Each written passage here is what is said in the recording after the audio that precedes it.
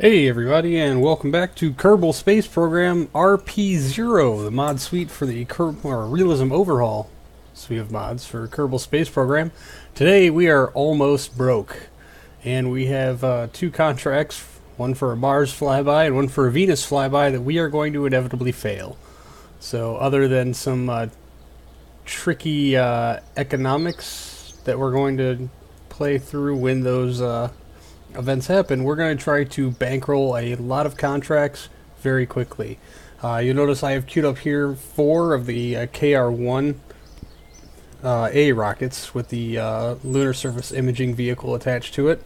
I queued those up to kind of hide that money, make it not liquid, so that when the contracts fail they can take the money away, but they can't take away rockets I have in the queue.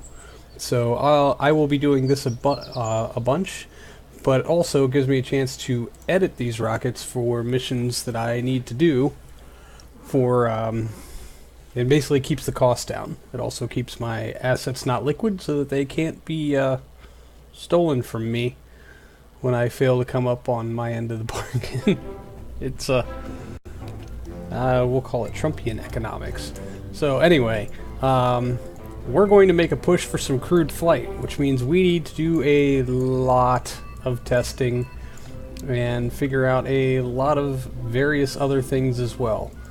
So other than making changes to this whole section of the rocket, which means we can... do I want to keep that the same shape? Yes, I do. We're going to go ahead and put that down there. And we can delete all of that.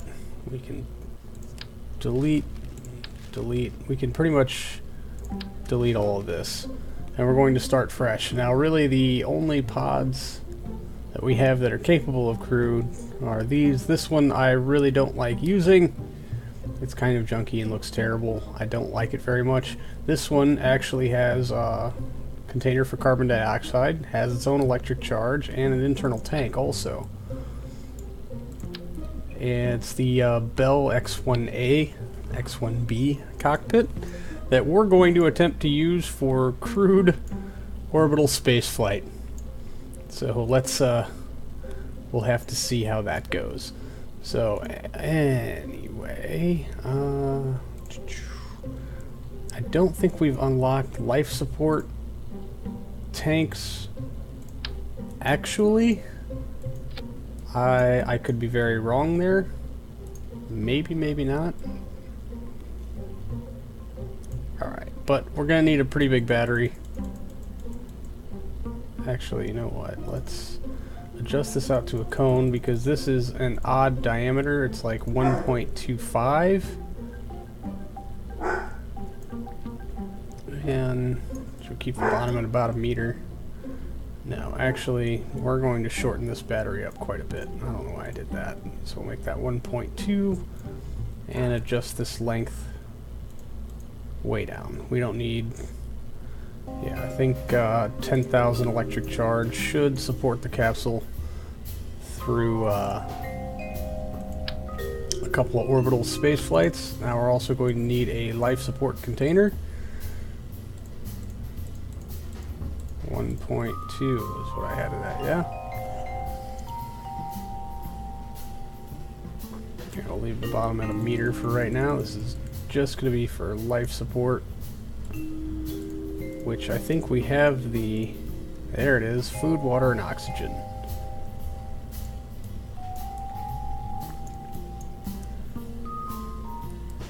Alright, we're going to need a probe core on this because we're not going to fly it crewed that first time through.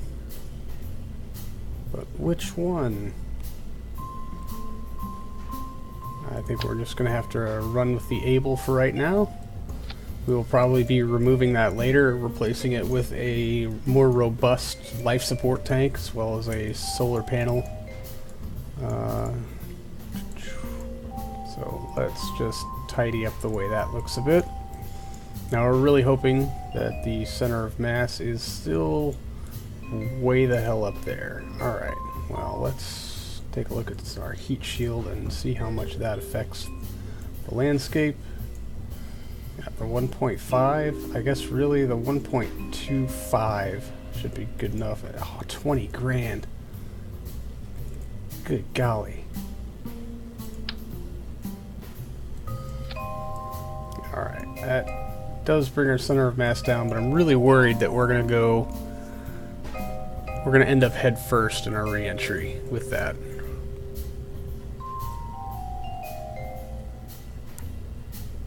Great. That's not what I want at all. How much does that... Man, that core does move it a lot.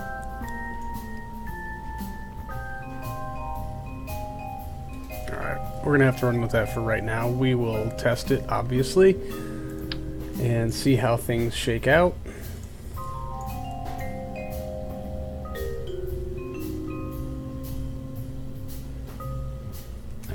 And I would like parachutes to not send us angling down face first into the abyss. Just in wrong button. I'm stupid. I should probably put on 2 of these. Again, with the wrongness. I'm fairly certain we're going to need 2. Oop, yep, alright, right there.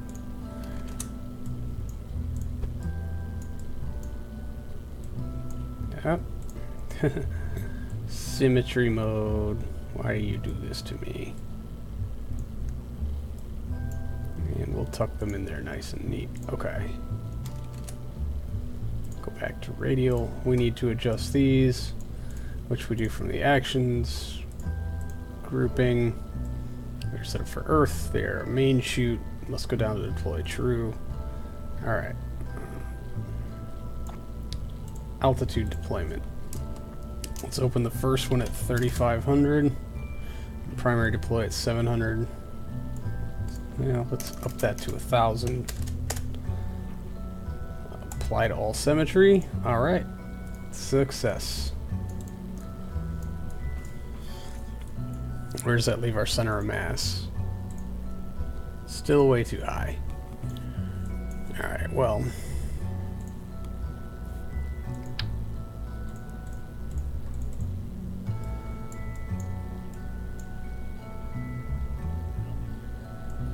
In the vague hopes of sending this out to a moon flyby, which, haha, yeah right. I can dream. Leave me alone. Whatever. Alright, so that's a pretty decent pod for what technologies that we have available. I would also like to build in an abort sequence for just in cases. So we'll start that off with a... Man, that looks way off center, doesn't it?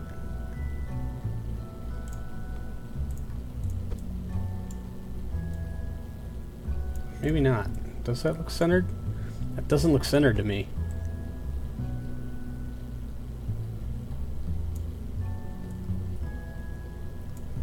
Sink it in a little bit to the nose just so we can be sure. Yeah, that's... Unless that antenna thing is not centered. Does that look better? That looks uniform, I guess. Alright. And structural, that's where I need to be. I need a very small decoupler.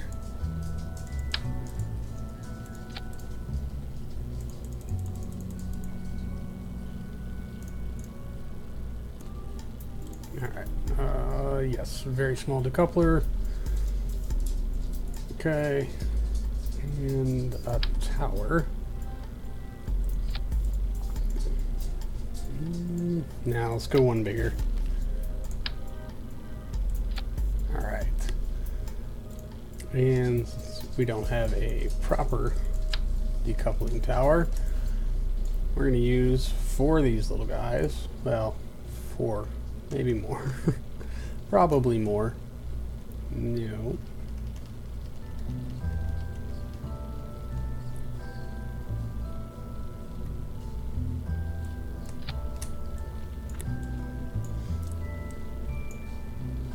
What's the TWR on that? 4.84. Give them a 50 meter per second burn away. So we should probably do a little better than that. I'm going to place these 4 individually because one of them is going to have to be offset.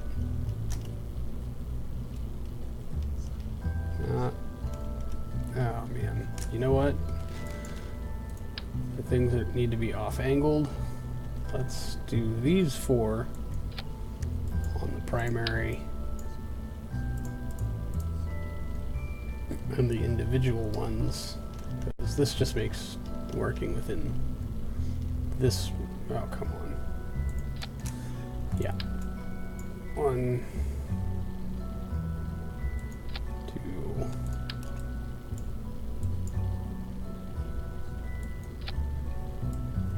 3,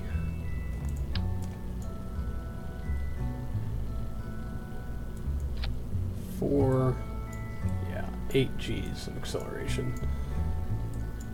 So the 4 that we have grouped, oh, is their thrust limiter? Oh, it is going to do something. Okay. Let's take their thrust limiter down to about 45% just to mitigate some of that, just to make sure it copied. Yep, okay. And now we need to bring up our center of mass versus our center of thrust, which right now is pointing straight down through. We need to offset that by just a little bit.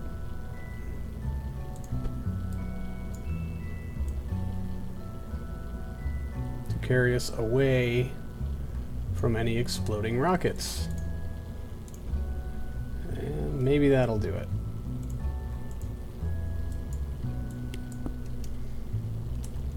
Alright, so now let's set up our abort action group. Other, abort.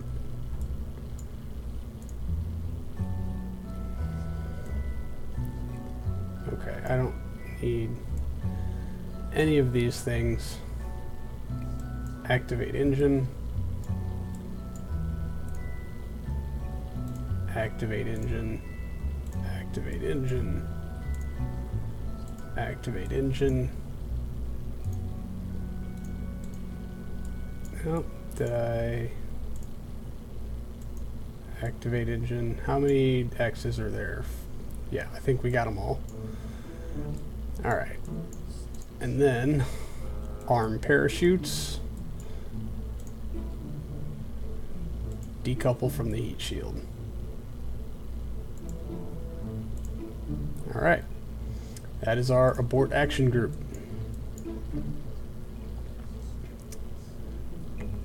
So let's go ahead and attach the rest of our rocket underneath it. First, no, it's in aerodynamics. Derpa. Where did it go? There it is. Interstage.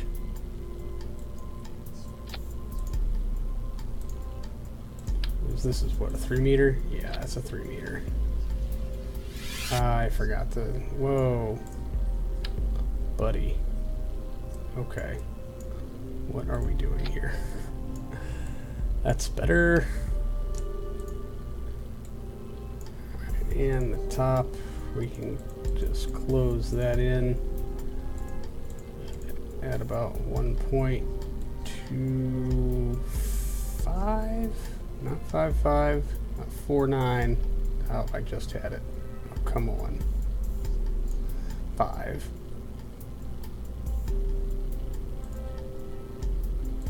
Oh, I can't adjust the extra height. That's awkward. Okay, now, there we go.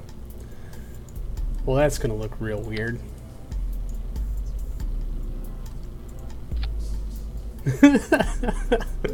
Oh, the derpiest rocket that ever derped in Derpville. Alright, also as part of our abort sequence, we need to shed these fairings. Jettison.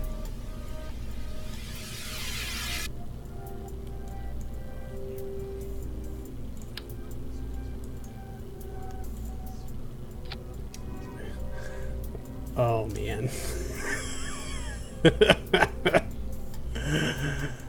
Oh, these Poor Kerbals. Okay. This needs to go way up to the top.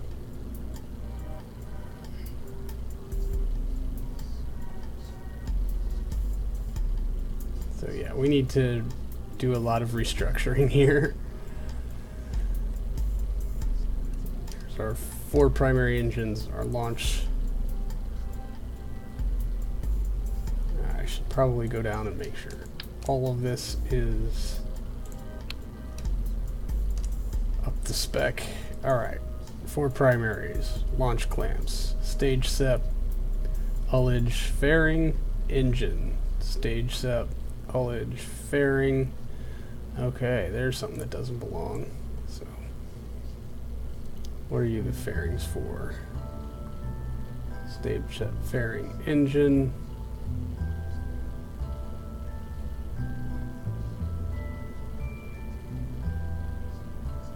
That's that stage, so that's where you guys go.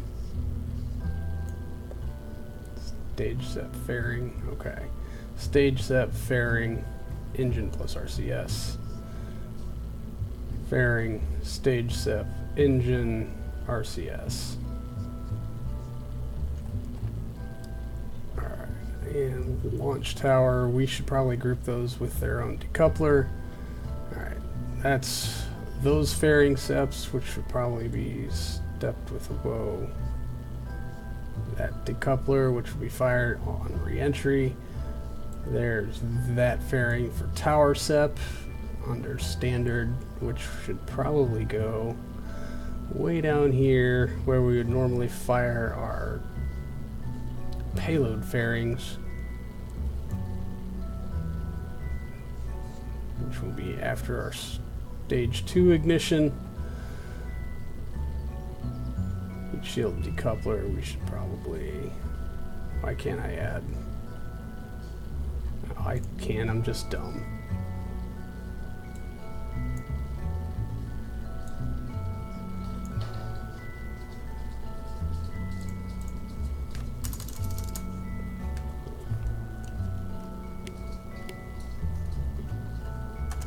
We need a name for this. I mean, we've got the Bell cockpit, so maybe we'll just name it Bluebell Zenith, because it's going straight up. And let's give this a simulation and give our tower just a quick check. We don't need 13 minutes. We need, we'll say 5 minutes just to make sure. Simulate. So, just a simulation. Just a simulation.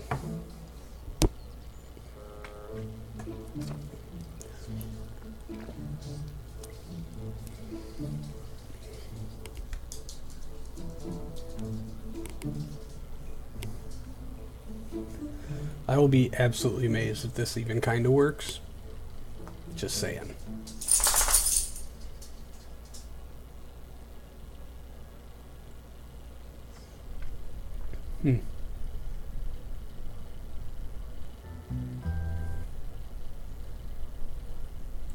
Close. We don't need any of that stuff. Alright. Hey, oh man. Waste and wastewater. Those should be empty. Well, alright. So, stability control on. Peg our throttle. And abort. Whoa. Okay, well,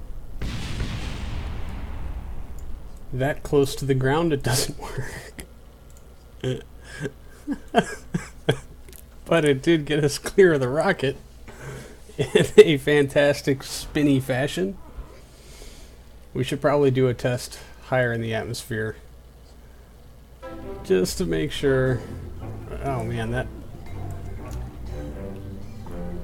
our one spin-inducing booster is super spin-inducing.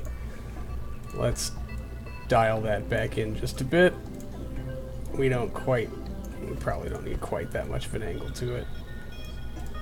I wonder if that's more or less than the other ones, or if it's right about in line. Alright, and let's just clean up the way that looks a little bit. Where's Where's the procedural nose cone?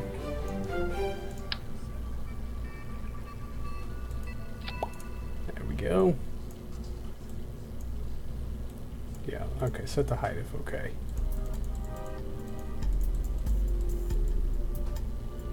Yeah, let's flare it out just a bit.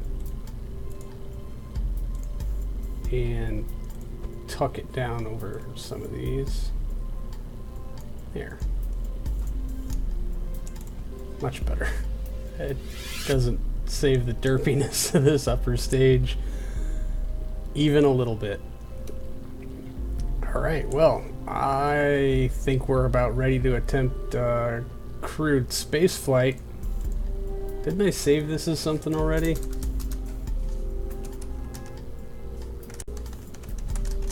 Alright, we're going to change it to the Zenith Blue 1. And save. Yeah, save edits.